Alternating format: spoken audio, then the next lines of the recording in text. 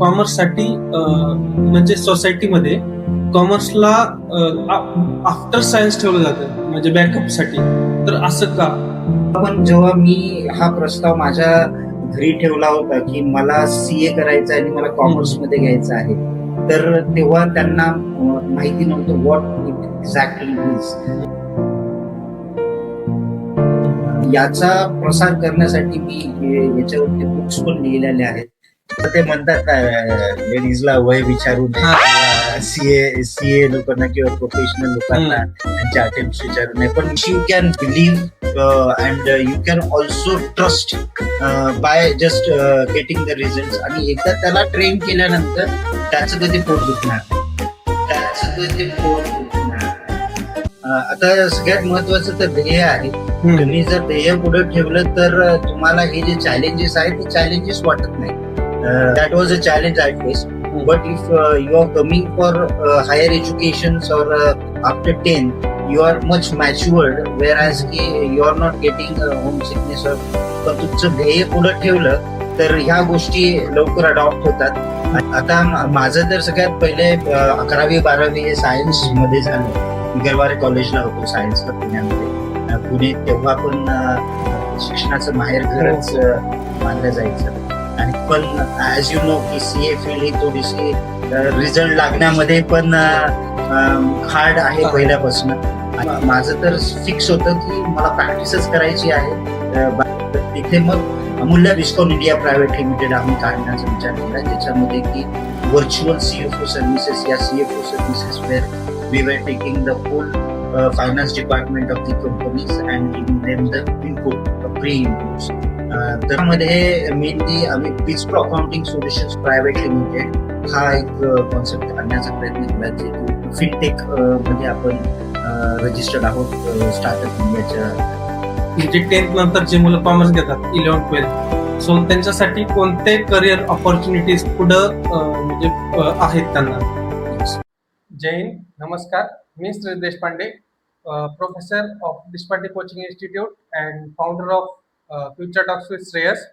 So future talks with Shreyas या पॉडकास्टच्या माध्यमातून आपण बरेच प्रोफेशनल्स जसे की CA, CS, CMA, lawyer, doctor आणि व्हेरियस बिझनेस एंटरप्रिनर्स आपण यांची इंटरव्ह्यू घेत असतो. सो आज आपला फर्स्ट इंटरव्ह्यू आहे. सो आपले गेस्ट आहे आज CA Satish sir, director and founder of Amulya Biscon India private limited and Bispro accounting solutions. So ह्यांच्याकडून आपण जाणून घेऊ की फिनटेक इंडस्ट्रीमध्ये म्हणजे फायनान्शियल इंडस्ट्रीजमध्ये इनोव्हेशन्स आणि AI कसा वापर केला जाऊ शकतो ह्याच्याशी, आणि त्यांच्या इंटरव्ह्यू थ्रू आपण त्यांचे करिअर स्टोरी म्हणजे त्यांची स्टोरीज आणि करिअर गायडन्स देखील घेणार आहेत. So let start with the podcast. Welcome sir. So first question असा आहे की तुमचं एज्युकेशन वगैरे कुठं कम्प्लीट झालं, म्हणजे प्री स्कूलचे एज्युकेशन्स?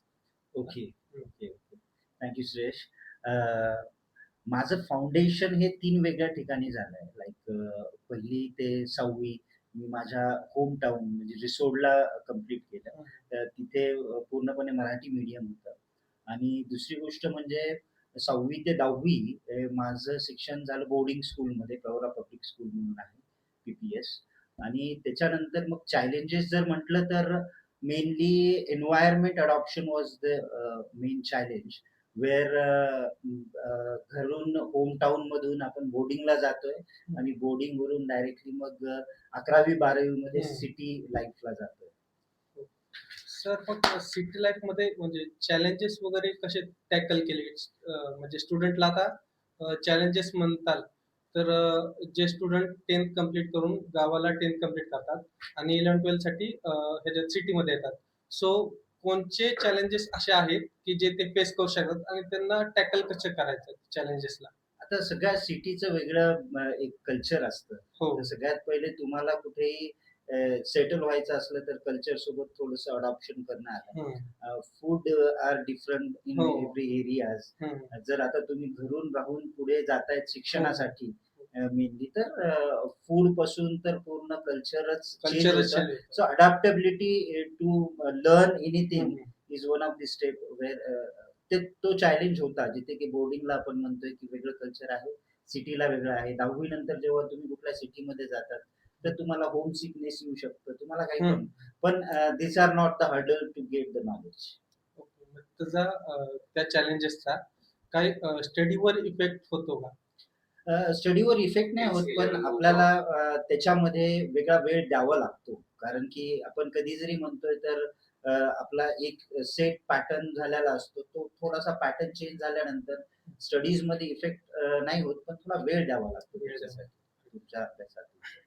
ओके. म्हणजे जे स्टुडंट आता मेनली कॉलेजसाठी सिटीमध्ये आलेले आहेत, सो त्यांच्यासाठी तुमचा ॲडवाइस काय? म्हणजे बेसिक ॲडवाइस काय, की ते जसे तुम्ही म्हणले तुम्ही चॅलेंजेस फेस केले जातात, म्हणजे फूडसाठी किंवा होम सिक जसं होतं, तर त्याच्यासाठी म्हणजे पूर्ण लक्ष स्टडीवर देणं, हे त्यांनी कसं टॅकल केलं पाहिजे?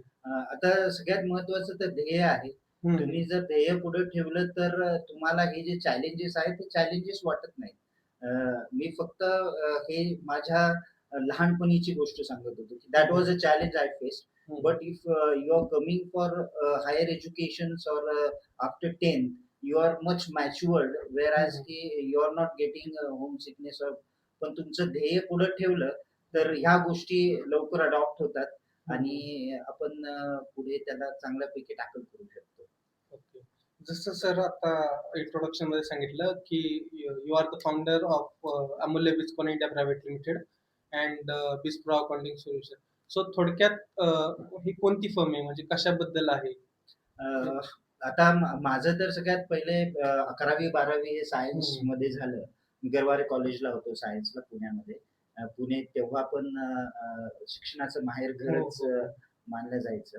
आणि after that I got the opportunity to know about various degrees like my room partners was doing, some was doing MPSC, UPSC, and when I came to Pune, I just got to know how much opportunity is there other than the doctor and engineers field, which I was knowing earlier. तर त्यामध्ये मला एक interestingly असं दिसून आलं की तिथे CA partner पण होता.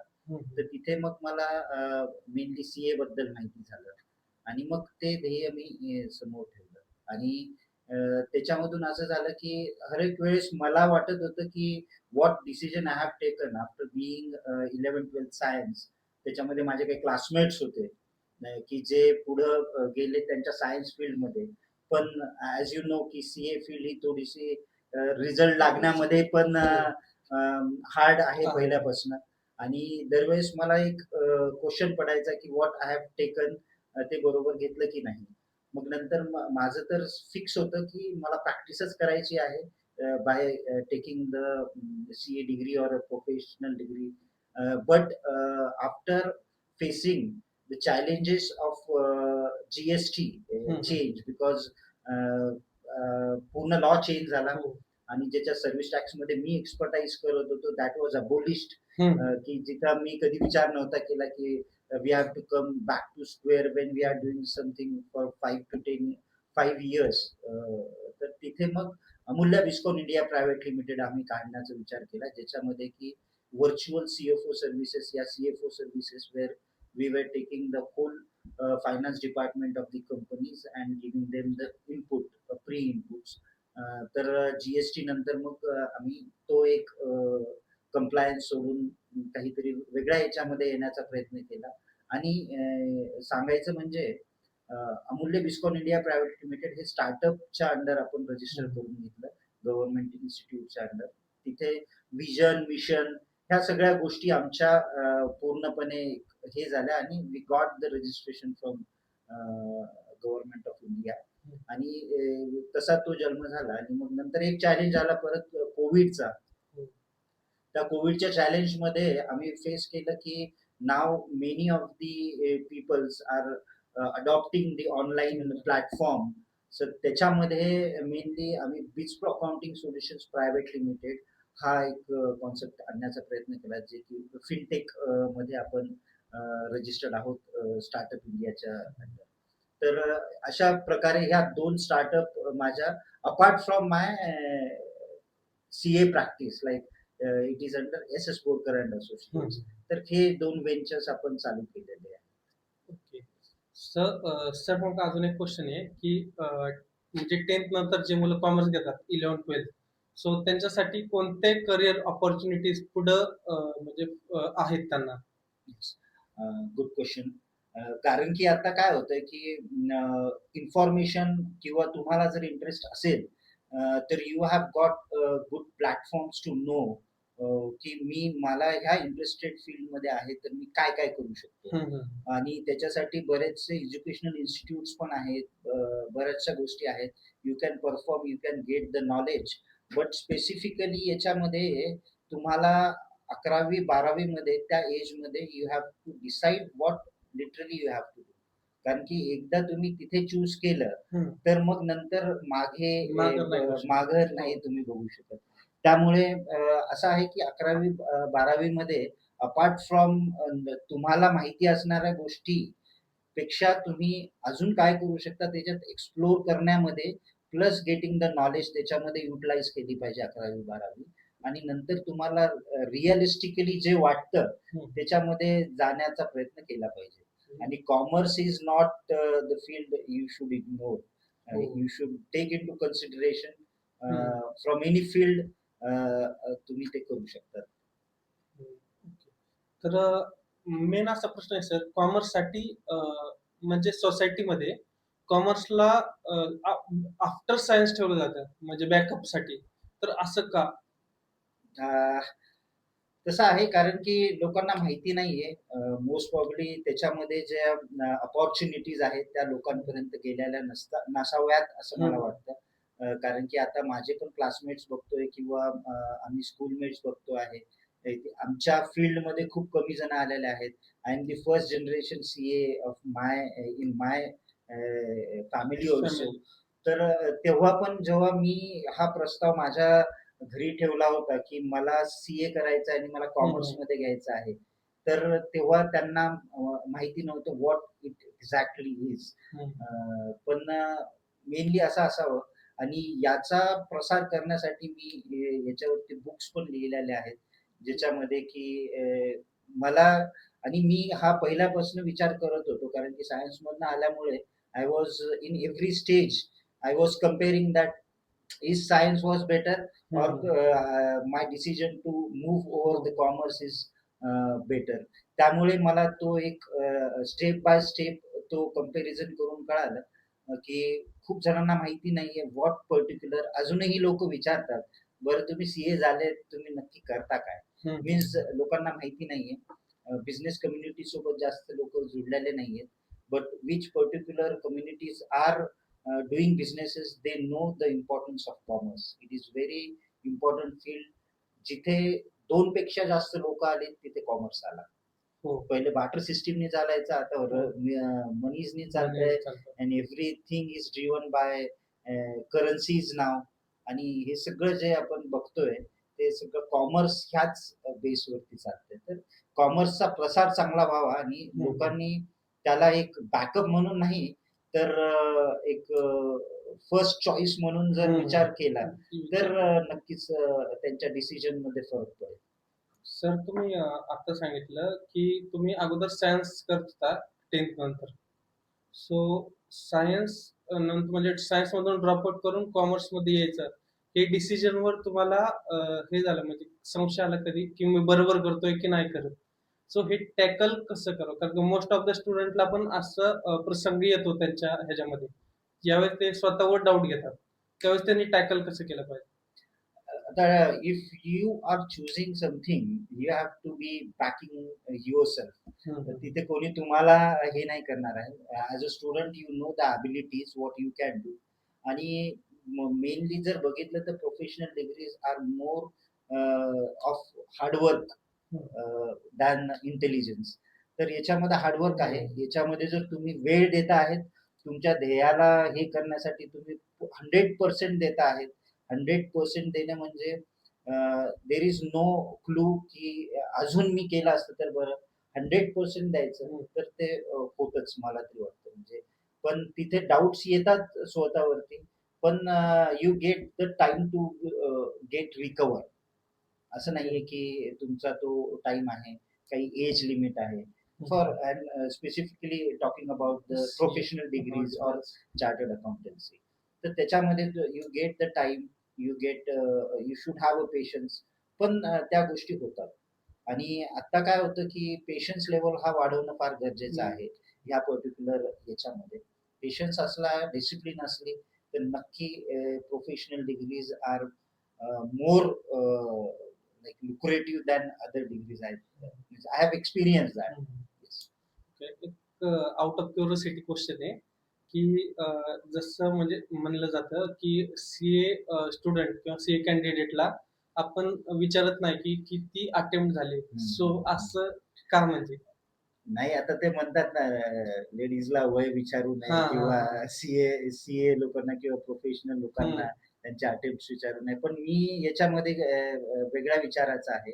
जेवढे पण अटेम्प्ट लागले, वी वेर हॅबिच्युअल नाही म्हणता येईल, पण एक फेल्युअर पचण्याचा तिथे एक हे मिळालं. हो. आजकाल भरपूर गोष्टी आहेत, खूप सेन्सिटिव्ह स्टुडंट्स आहेत, त्यांना फेलियर म्हणजे माहिती नाहीये आणि फेलियर पचवण्याचा पण त्यांच्याकडे थोडस लो हे आहे. तर त्याच्यामध्ये मी त्याला पॉझिटिव्हली घेतो की त्यांनी आम्हाला पेशन्स शिकवले, फेलियर काय असतं हे शिकवलं, back to square in practice also आल्यानंतर परत उभं राहायचं कसं आणि कसं आपण अडॉप्ट करायचं त्याला, म्हणजे तिथूनच ती शिकवण मिळाली असावी.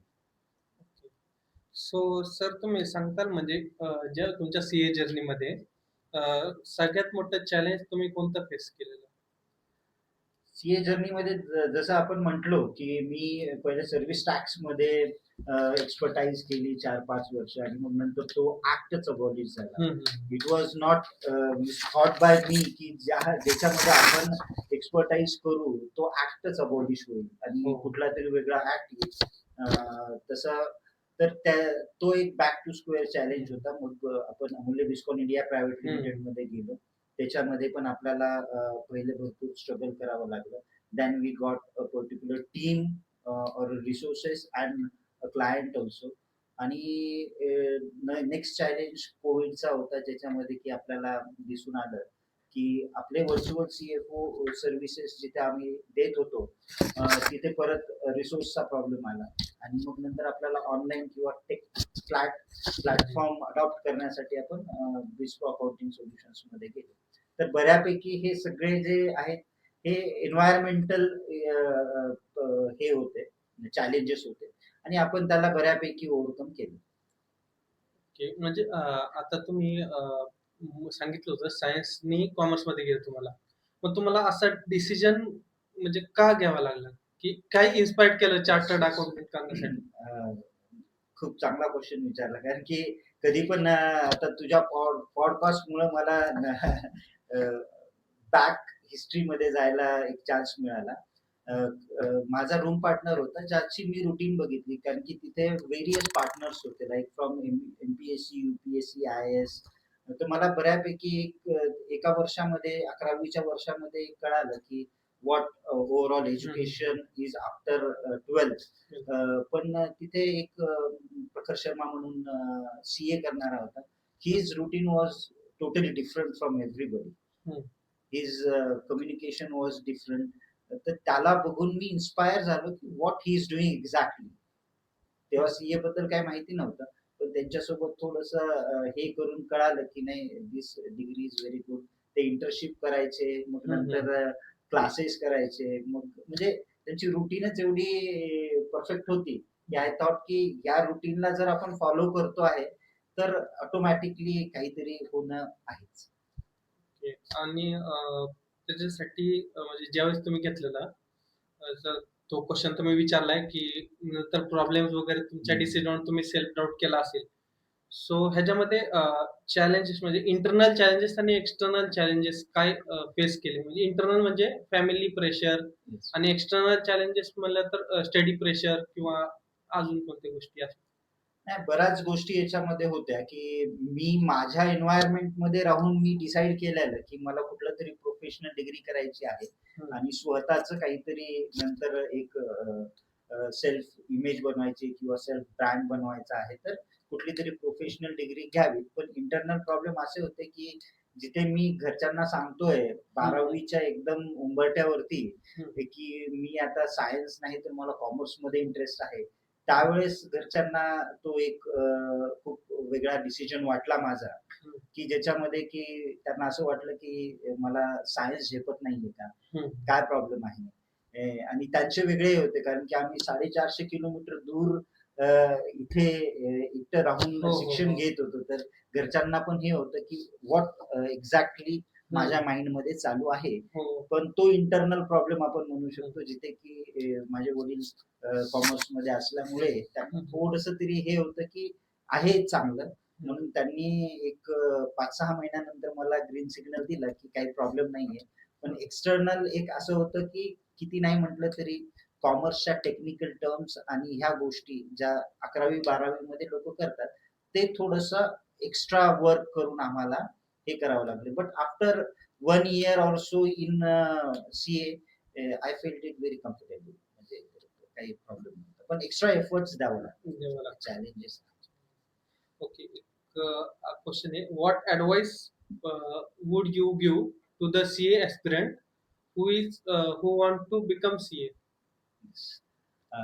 सीए ला पहिली गोष्ट तर अभिनंदन की they have chosen that particular field for themselves. आता त्यांना कसे ते त्या फील्ड मध्ये आलेले आहेत, पण you are at the best place. आणि दुसरी गोष्ट म्हणजे हे सगळं करते वेळेस असं नाहीये की सीए डिग्री झाल्यानंतर तुम्हाला रेड कार्पेटच आहे. You have the struggle through out, but in a job also you have a good future ahead. In a practice also it is good, but the practice area is vast. But you should be disciplined, you should be tech savvy. तुमचं काम कमी करण्यासाठी आपल्याला AI चा उपयोग करायचा आहे. AI is not going to take jobs or work of any technical person.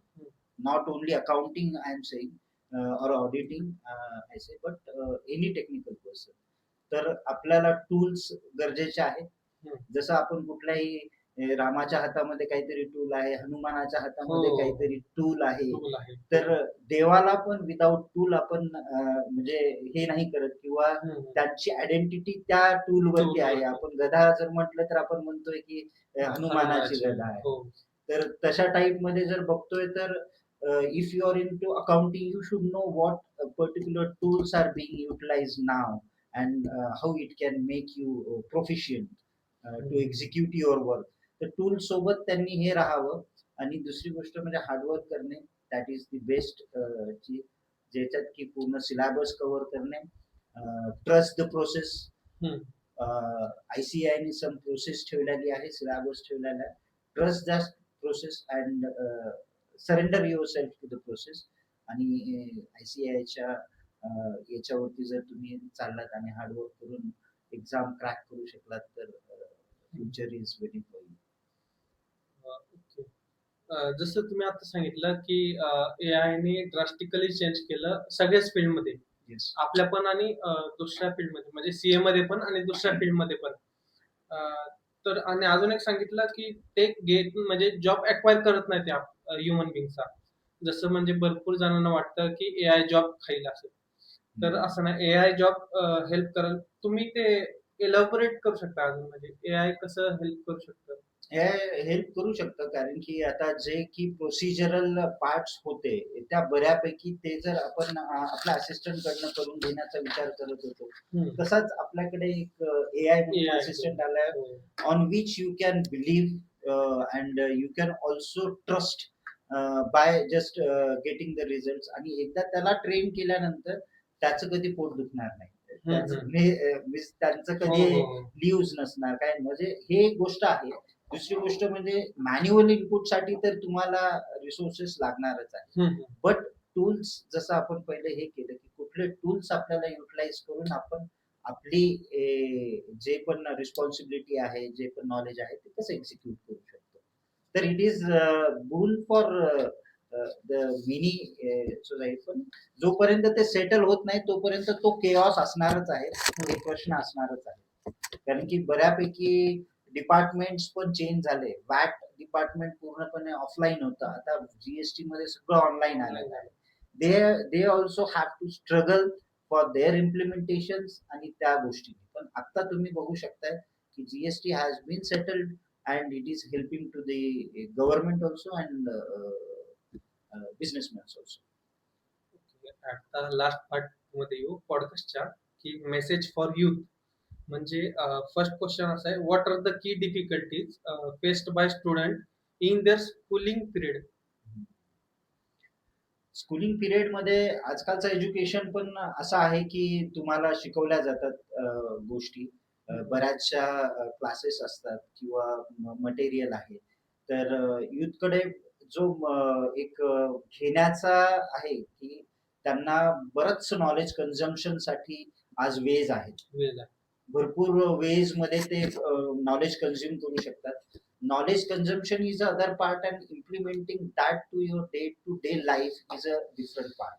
So एक मेसेज आहे की जे पण तुम्ही शिकताय ते इम्प्लिमेंटेबल आहे का, आणि इम्प्लिमेंटेबल असेल तर please do it in your day to day activities, आणि तसं त्याला तुम्ही तुमच्या लाईफ मध्ये आणा. So we are at the last part of the podcast. So as we come to an end of the podcast, so I would like to extend my heartfelt gratitude to sir for taking the time to share your valuable insights and your thoughts on entrepreneurship, finance, AI, tech, fintech. So what are the changes has been done in all the industry by AI. So, on behalf of Future Talk with Shreyas, thank you, sir, for enriching this platform with your knowledge and for motivating the next generation to dream bigger, learn continuously, and success. So, this is Shreyas Deshpande signing off for Future Talk with Shreyas. Thank you and goodbye. Thank you, Suresh. Thank you. Nice initiative by you. Thank you.